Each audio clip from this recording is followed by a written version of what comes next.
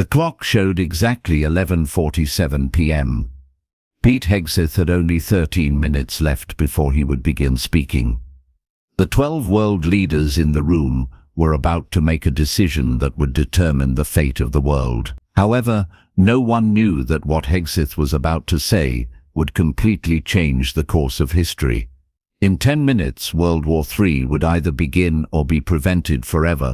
The tension was at its peak in Situation Room Alpha, the Pentagon's most classified meeting hall.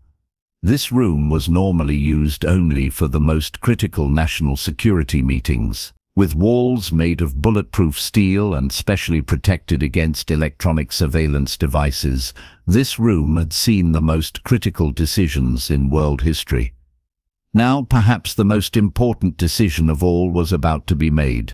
The world leaders sitting around the table were still trying to recover from the shock of events that had unfolded over the past 72 hours. Each face showed anxiety, fear, and indecision. Russia's elevation of its nuclear threat level against Ukraine to DEFCON 2, China's unexpected military maneuvers in the Taiwan Strait with 150 warships, and Iran's buildup of 200,000 soldiers on the Israeli border had brought the world to the brink of World War III. Pete Hegseth, as U.S. Secretary of Defense, carried the responsibility of this critical moment on his shoulders. The 44-year-old former soldier was a Princeton University graduate who had earned his master's degree at Harvard Kennedy School, fought in Iraq and Afghanistan, and later hosted news programs on Fox News for years. His years in media as a former reporter and television host had given him an unparalleled ability to read human psychology. At the same time, his skill in explaining complex topics in simple language set him apart from other politicians. Now he had to use these talents to determine the fate of the world. Those present in the room were United States President James Richardson, 58 years old, born in Nebraska, former senator; French President Marcel Dubois, 52 years old, born in Lyon, former foreign minister; German Chancellor Klaus Weber, 61 years old, born in Berlin. Economist background: British Prime Minister Catherine Mills, 49 years old, born in Manchester, Oxford-educated lawyer; Canadian Prime Minister David Thompson, 46 years old, born in Toronto, former businessman; Japanese Prime Minister Hiroshi Tanaka, 64 years old, born in Tokyo, former ambassador; South Korean President Lee Min-jun, 55 years old, born in Seoul. Technology sector background: Australian Prime Minister Robert Clark, 51 years old, born in Sydney, former soldier; NATO Secretary General Anders Larsen, 59 years old, born in Norway. Diplomat: EU Council President Maria Rossi, 47 years old, born in Rome. Law professor; UN Secretary General Carlos Mendez, 62 years old, born in Madrid. Human rights activists. Each had detailed reports in front of them, showing the chronological events of the past 72 hours. Reading these reports made it possible to understand how critical the situation was. Hegseth glanced once more at the ultra-classified intelligence report in his hand. This report had been prepared using the Pentagon's most advanced technology systems, the product of joint work by the NSA, CIA, DIA, and Space Force. The cover read, "Cosmic Top Secret, Eyes Only." Its contents were so shocking that CIA Director Sarah Mitchell, the first person to read it, had called Hegseth saying, "Pete, after reading this report, I couldn't sleep for 2 hours. If this information is true, our entire perception of the world will change." The report revealed an unexpected truth behind the events that had shaken the world. However, before revealing this truth, Hegseth wanted to review the seriousness of the current situation once more. Because the leaders in the room were not yet aware of the reality. When the clock showed 11:50 p.m., Hegseth stood up. With his height of 6 feet, athletic build, determined posture, and blue eyes, he captured the room's attention. He placed the folder in his hand in the center of the table and took a deep breath.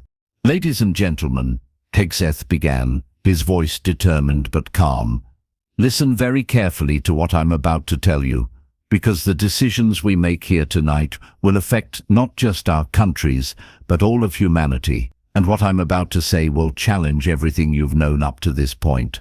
President Richardson leaned forward and asked, "Pete, we're aware of the seriousness of the situation.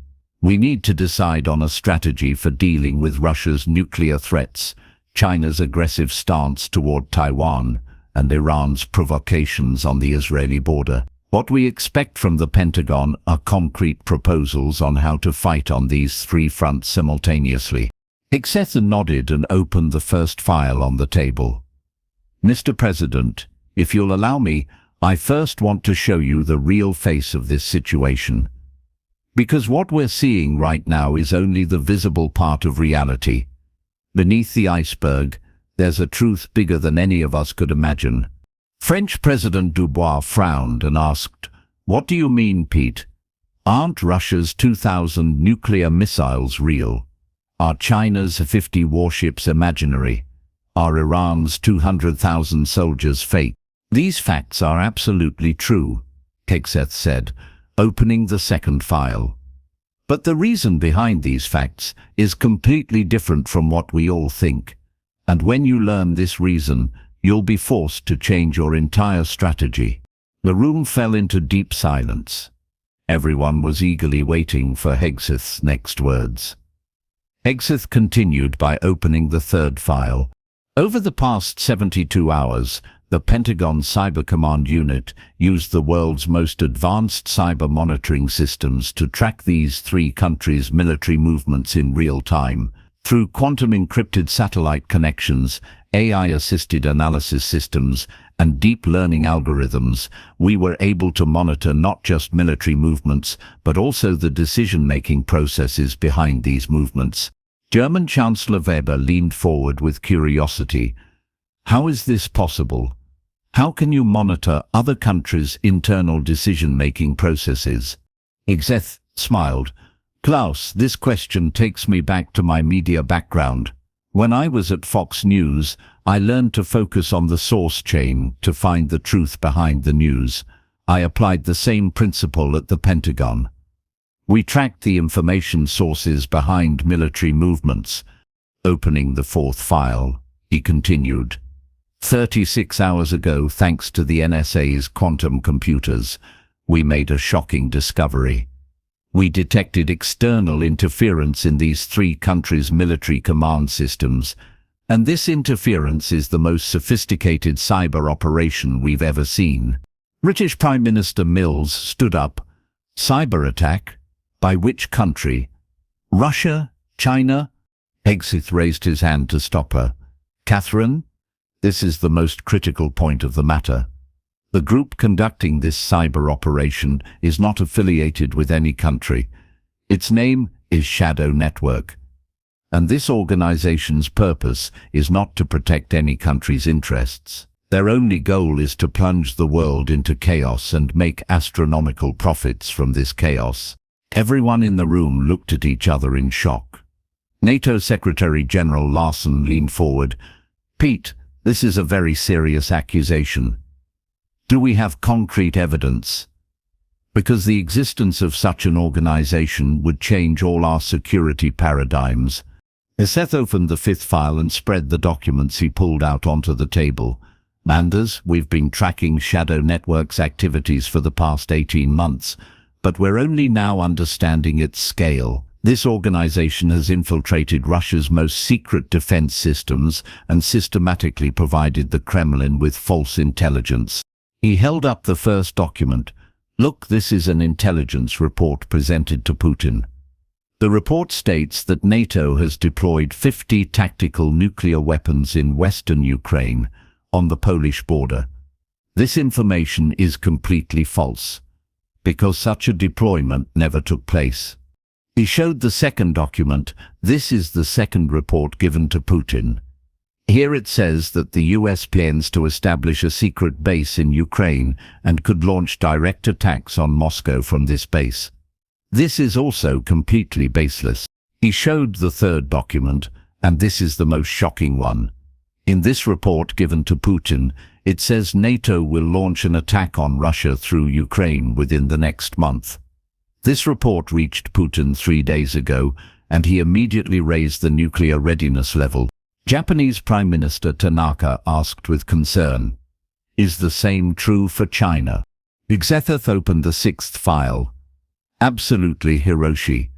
According to intelligence reports delivered to China's Politburo, the US has established 10 secret military bases in Taiwan and is preparing attack plans against mainland China from these bases. He pulled out new documents. Look, here are fake satellite images given to China.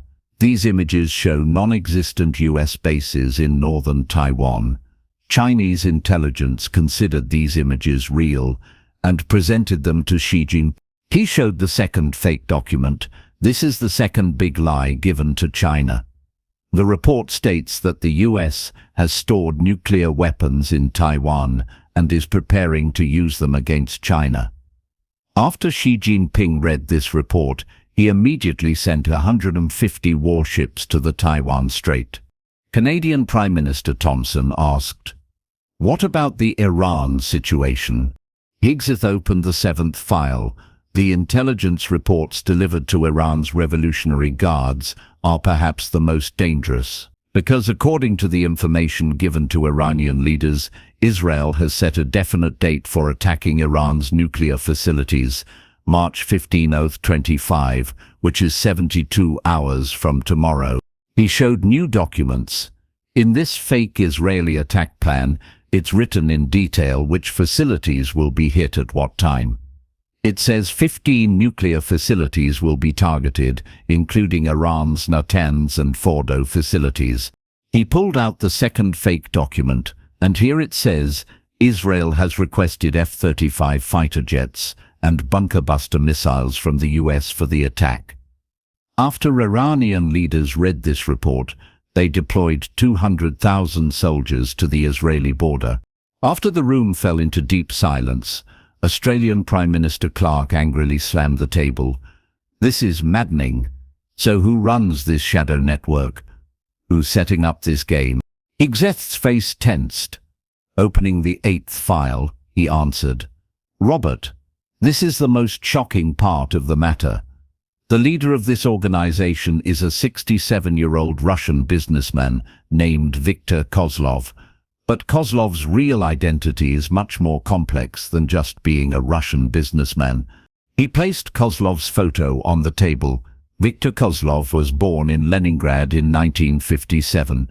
He worked for the KGB for 15 years, conducting disinformation operations against the West during the Cold War. When the Soviet Union collapsed in 1991, he escaped by stealing many classified documents from KGB archives. He showed the second photo. In 1995, he settled in London and founded his first arms company, Baltic Defence Systems. BDS, which started as a small company, became one of Europe's largest arms suppliers within 10 years. He opened the third document, but Kozlov didn't stop there.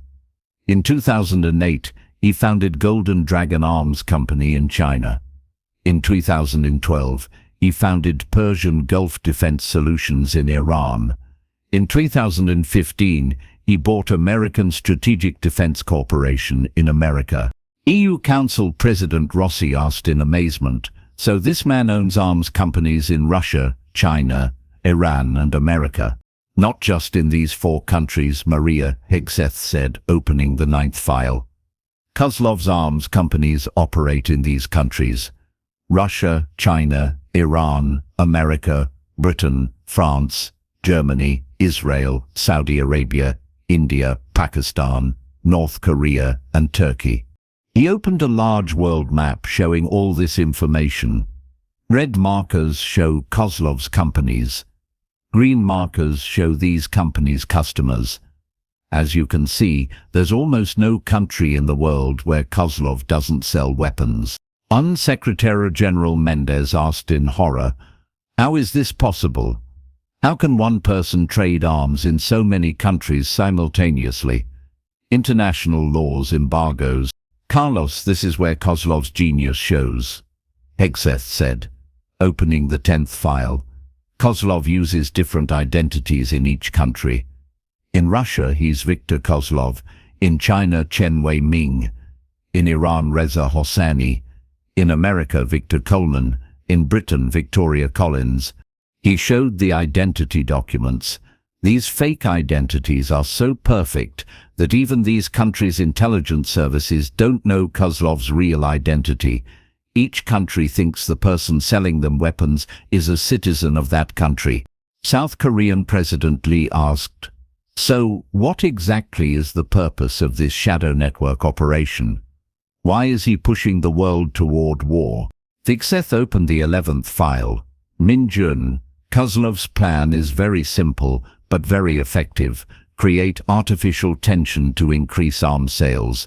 When every country feels threatened, they buy more weapons. He showed the financial analyses. Look at these numbers. Kozlov's total arms sales were $15 billion in 2020, $18 billion in 2021, $25 billion in... He showed the second graph. The reason for this increase is the rise in global tensions. The Ukraine war, China-Taiwan tensions, Iran-Israel crisis. Every crisis fills Kozlov's coffers. President Richardson asked in amazement, "Pete, are you saying this man created all these crises himself?" "Exactly so, Mr. President," Hegseth said, opening the 12th file. Kozlov's shadow network has conducted 56 disinformation operations in 47 different countries over the past 5 years. The purpose of these operations is to create distrust between countries and increase demand for weapons. He showed the list of operations: the India-Pakistan tensions in 2019, the Greece-Turkey crisis in 2020, the Poland-Belarus problem in 2021, the Japan-China Islands dispute in 2022. Shadow network is behind all of these. French President Dubois asked angrily, "In this case, can a real war break out? Or is Kozlov just creating tension?" Hegseth's face became serious. "Marcel, this is where the situation becomes very dangerous. Because Kozlov initially aimed only to create artificial tension. But now the situation has gotten out of control." He opened the 13th file. All three country leaders, Putin, Xi Jinping and Iranian President Rouhani, believe there's a real threat against them. Putin really thinks NATO will attack. Xi Jinping really believes the US will occupy Taiwan. Rouhani also thinks Israel will really attack. He showed the critical warning document, and according to Pentagon analyses, if this situation continues for another 48 hours, any of these three leaders could launch the first attack. Because they're all starting to think about strike-first strategy. NATO Secretary General Larson asked with concern, "How will we tell them the truth? Will they believe our words?" Hegseth began to smile. "Anders, this is where my media background comes into play. During my years as a television host, I learned to convince even the most skeptical viewers. The secret is presenting reliable evidence."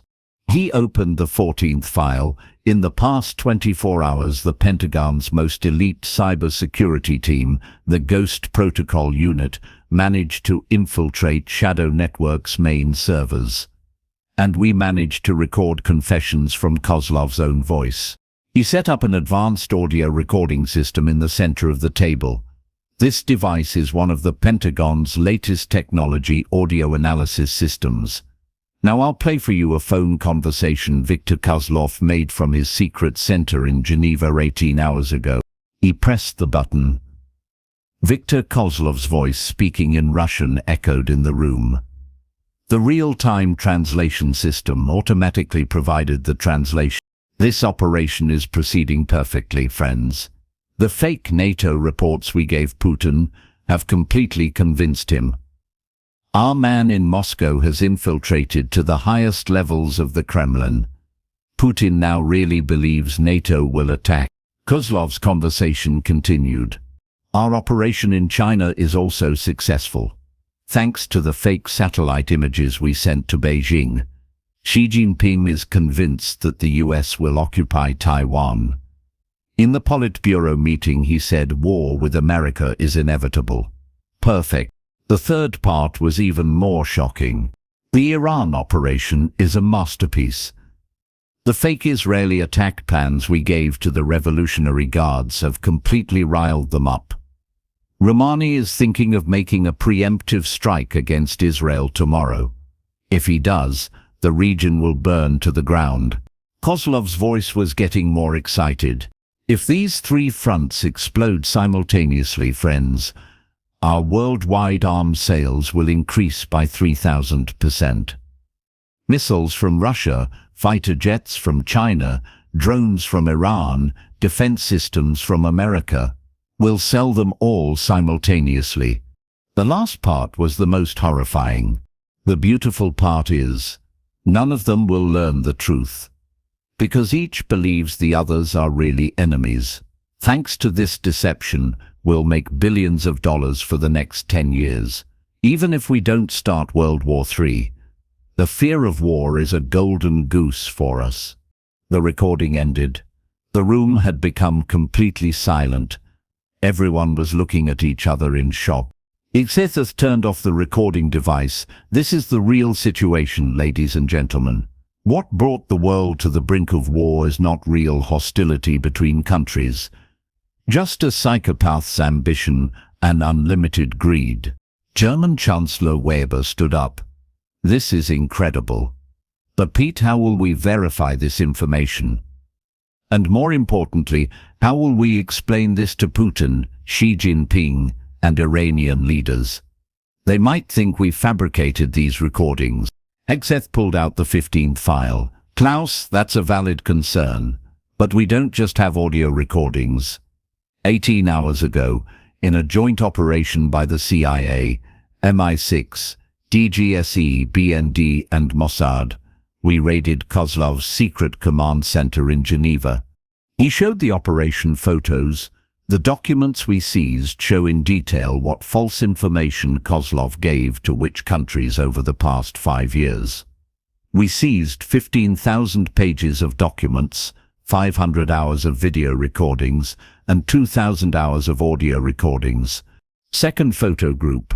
Look, here are files from Kozlov's personal computer.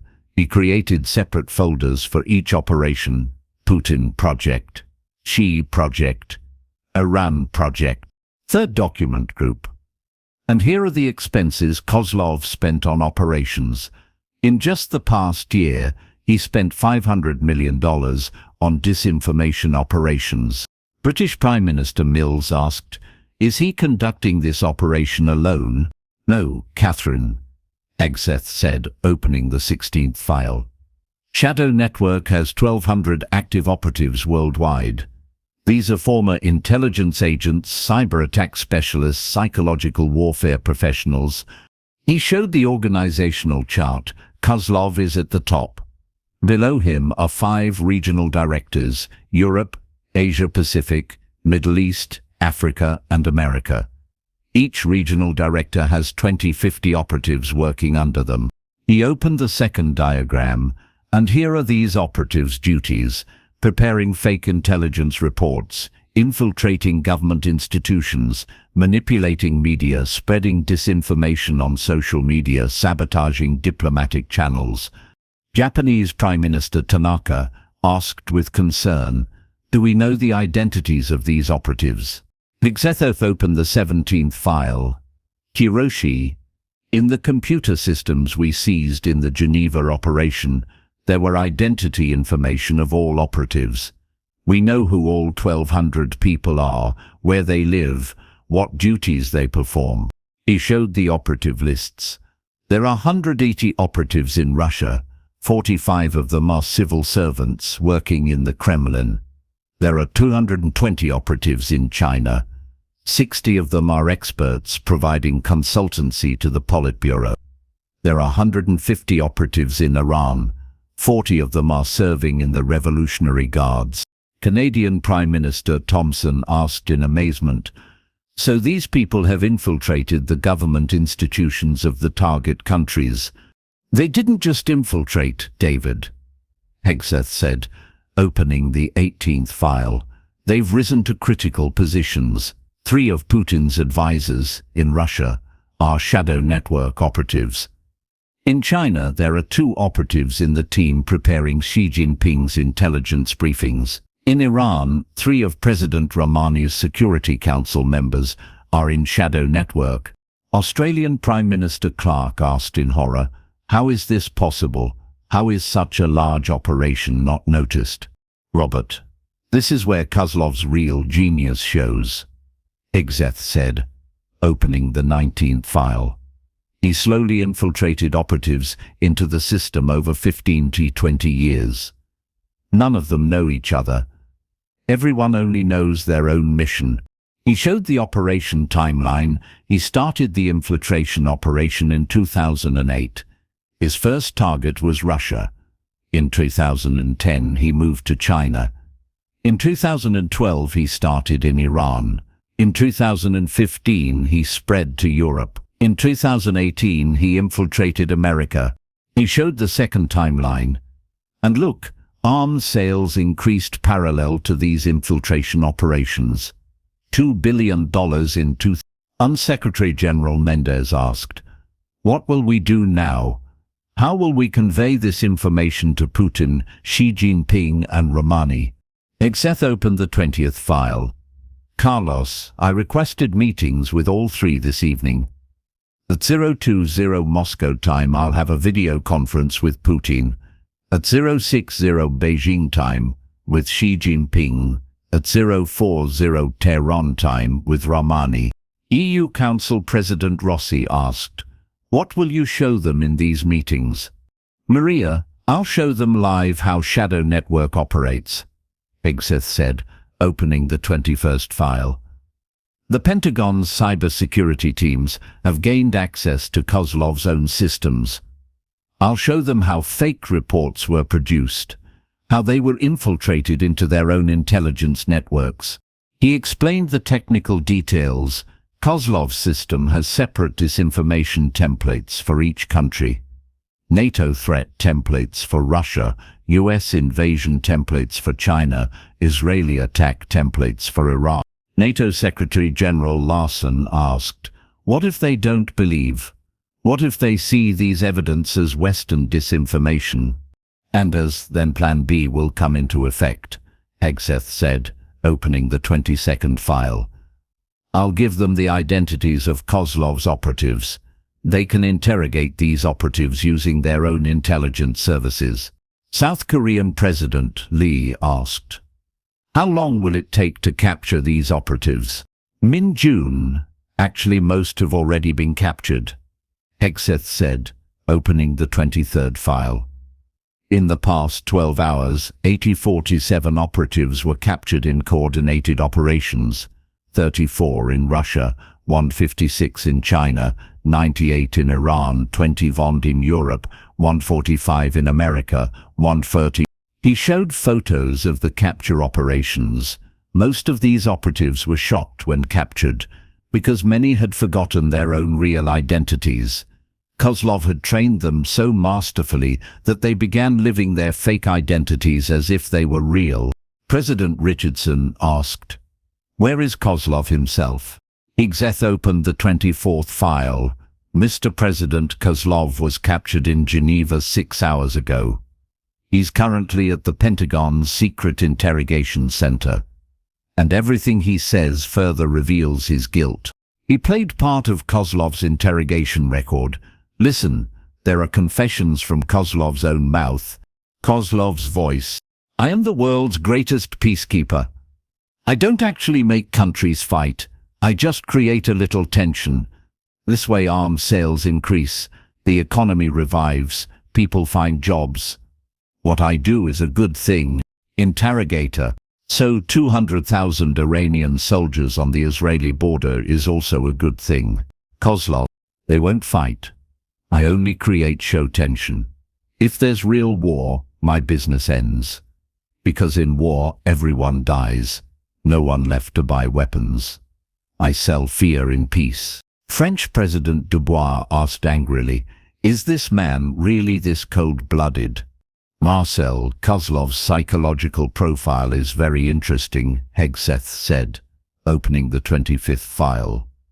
Pentagon psychiatrists analyzed him. He was diagnosed with antisocial personality disorder, megalomania, and God complex. He showed the psychiatric reports. Kozlov sees himself as the protector of world peace. According to him, he creates fake wars to prevent real wars. A completely distorted way of thinking. German Chancellor Var asked, "So how will you present this information to Putin, Xi Jinping and Romani now?" "Klaus, my strategy is very clear," Hegseth said, opening the 26th file. "First I'll have them listen to Kozlov's audio recording. Then I'll give them the list of captured operatives. Then I'll show them how their own intelligence systems were hacked." British Prime Minister Mills asked, "How long will this presentation take?" "Catherine, I'll speak with each leader for a maximum of 10 minutes. Hegseth said, "Because long presentations create suspicion. Giving short, clear, evidence-based information is more effective." Japanese Prime Minister Tanaka asked curiously, "How will you explain so much detail in 10 minutes?" "Hiroshi, the most important thing I learned from my media background, simplifying complex topics," Hegseth said. "I'll tell them this. You are not enemies. You have a common enemy. Here's the evidence. Here's the solution." Canadian Prime Minister Thompson asked, "What if this plan doesn't work?" Hegseth opened the 27th file. "David, then Plan C will come into effect. This file contains the operation plan we've prepared to completely collapse Kozlov's financial network." He showed the financial warfare plan. 85% of Kozlov's wealth is held in 56 offshore accounts in 47 different countries. The Pentagon's Financial Intelligence Unit has identified all these accounts. He opened the second financial plan. "If we can't solve it diplomatically, we'll freeze these accounts simultaneously."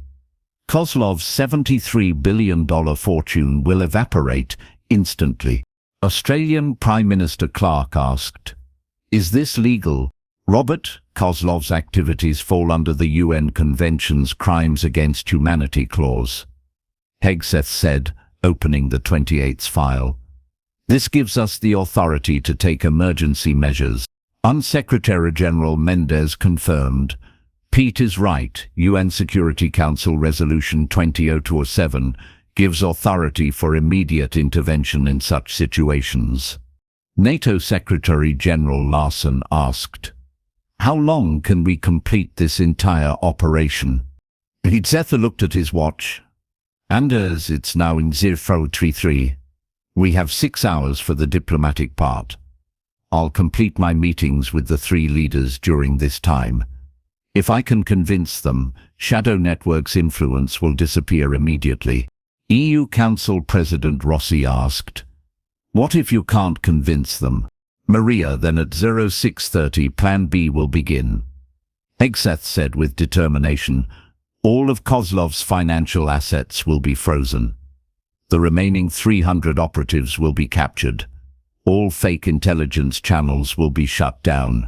South Korean President Lee asked, "What's the success rate of this operation?" Min Jun, the Pentagon's AI analysis systems calculated a 91.7% success rate. Hegseth said confidently, "Because we have undeniable evidence. They can't deny what came from Kozlov's own mouth." President Richardson asked, "When will we make a statement to the media?" Mr. President, if the plan is successful, we'll announce the Shadow Network operation to the world press in 12 hours, Hegseth said, opening the 29th file. "This way people will learn the real reason behind the fear of war." French President Dubois asked, "How will this announcement be received?" Marcel, people will first be shocked, then angry, then finally relieved. Hegseth said, because they'll understand there was no real threat of war. German Chancellor Weber asked, "How will economic markets react?" "Klaus, stock markets will rise rapidly," Hegseth said, opening the 30th file. "Because when the risk of war disappears, investors will relax. All sectors except defense stocks will recover." British Prime Minister Mills asked, "What will happen to the defense sector?" "Catherine, they'll experience a decline in the short term," Hegseth said, "but in the long term, when Kozlov's monopolistic structure disappears, competition will increase and the sector will become healthier." Japanese Prime Minister Tanaka asked curiously, "Pete, did you prepare such a detailed plan alone?" Hegseth smiled. "Hiroshi, of course not. The Pentagon's best 47 experts worked non-stop for the past 72 hours. Cybersecurity experts, intelligence analysts, psychological warfare professionals, financial crime experts." He showed the team list. "A 500-person team prepared this operation. I just coordinated and prepared the presentation." Canadian Prime Minister Thompson asked, "How important is keeping this operation secret?" "David, it's critical," Hegseth said. "If Kozlov's remaining operatives sense it, they might create a real provocation as a last resort." Australian Prime Minister Clark asked with concern, "What kind of provocation could this be?" "Robert, they could conduct false flag operations," Hegseth said, opening the 31st file. "For example, they could attack Chinese ships with ships carrying Russian flags, or they could stage an attack on the Israeli border with people wearing Iranian uniforms." Undersecretary General Mendez asked, "What will we do against this?" "Carlos, all our military satellite systems are monitoring at maximum level," Hegseth said. "Any suspicious movement will be detected immediately." NATO Secretary General Larson asked, "How will the security of our allied countries be ensured?" "Anders, all NATO members are on standby at DEFCON 3 level," Hegseth said. "But this isn't war preparation, it's preparation to take measures against Kozlov's final games." EU Council President Rossi asked, "What should we tell our citizens?" Hegseth opened the 32nd file. "Maria, this file contains the statement you can make to your citizens. The situation is under control. The real threat is about to be eliminated. Normalization expected within 24 hours. South Korean President Lee asked one last question. "Pete, if this operation is successful, how will world security change?" Hegseth stood up. "Winjun, this operation won't just solve a crisis. It will show how disinformation warfare is conducted. We'll be able to detect such operations more easily in the future." President Richardson also stood up. "Pete, this presentation was truly extraordinary. In 10 minutes, you pulled the world back from the brink of war. Now it's time to implement your plan." Hegseth looked at his watch. "Mr. President, my meeting with Putin will begin in 37 minutes. I ask that during these 37 minutes, you keep all intelligence and security units in your own countries on standby." When the meeting ended, it was 0:47. Hegseth's 10-minute presentation had actually lasted exactly 47 minutes. But these 47 minutes had pulled the world back from the brink of World War III. 6 hours later, everything happened as Hegseth predicted. Putin, Xi Jinping, and Ramani were greatly shocked by the evidence presented to them. When they learned of Shadow Network's activities, they immediately stopped all military preparations. Putin said during the video conference, "Mr. Hegseth, if this information is true, we've been fighting the wrong enemy for 5 years. Our real enemy was Kozlov." Xi Jinping. "Pete, this evidence is very clear. We were deceived. On behalf of the Chinese people, I thank you." Ramani. "Mr. Hegseth, on behalf of the Iranian nation, we are grateful to you. You prevented a great war. Viktor Kozlov began being tried at the International Court of Justice in The Hague 72 hours later. His defense against the charges was, "I saved the world. I created fake wars to prevent real wars." Court President, Mr. Kozlov, were 200,000 Iranian soldiers on the Israeli border a fake war. Kozlov, they wouldn't fight? I was just creating show tension. Court President, what about Russia's nuclear weapons? Kozlov, that was also for show. Putin wouldn't use them. Court President, you endangered the lives of billions of people. Do you admit this crime? Kozlov, I'm not guilty. I'm a peacekeeper. The court sentenced Kozlov to life imprisonment for crimes against humanity and threatening world peace. World media described Pete Hegseth's operation as the greatest diplomatic victory in history. Time magazine named him Person of the Year. The Nobel Peace Prize Committee gave him a special peace award. In his speech at the award ceremony, Hegseth said, "My years in media taught me that every story has a truth, but sometimes this truth is hidden behind the visible story." That night, the story I told world leaders was actually very simple. We are not enemies. We have a common enemy. The power of diplomacy will always be superior to the destructiveness of war, because diplomacy appeals to people's minds. War triggers people's fears. And remember, sometimes saving the world is possible just by asking the right questions and sharing the right answers. This event made Pete Hegseth go down in history, not just as a Secretary of Defense, but as the man who saved the world in 10 minutes. And that 10-minute speech gave future generations this message: real power is not in starting wars, but in preventing them. After the Shadow Network operation, the world security paradigm completely changed. Now countries began investigating whether this hostility was real or artificial before seeing each other as enemies. And Pete Hegseth's words were written in golden letters on the Pentagon wall. A true leader is not one who wins wars, but one who prevents them.